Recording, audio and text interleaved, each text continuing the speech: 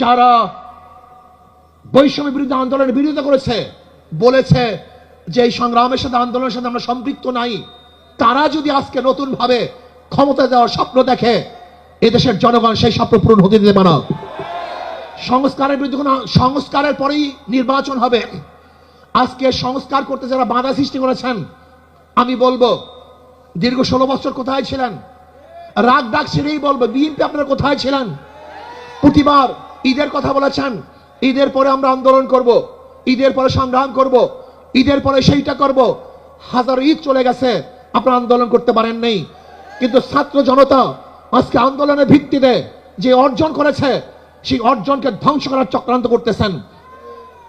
যেই বৈষম্যের বিরুদ্ধে আন্দোলন করেছিলাম, চাঁদার বিরুদ্ধে আন্দোলন করেছিলাম, দুর্নীতির বিরুদ্ধে আন্দোলন করেছিলাম, ধর্ষণের বিরুদ্ধে আন্দোলন করেছিলাম, অবৈধ হত্যার বিরুদ্ধে আন্দোলন করেছিলাম, মানুষের স্বাধীনতার জন্য আন্দোলন করেছিলাম, মানুষের মুক্তির জন্য আন্দোলন করেছিলাম। কিন্তু আমরা কি দেখলাম? 5ই আগস্টের পরে আবারও চাঁদাবাজি, আবারও দখলদারি, আবারও দুর্নীতি। না, বাংলাদেশের মানুষ এই চাঁদাবাজি আর দেখতে চায় না, দুর্নীতি আর দেখতে চায় না।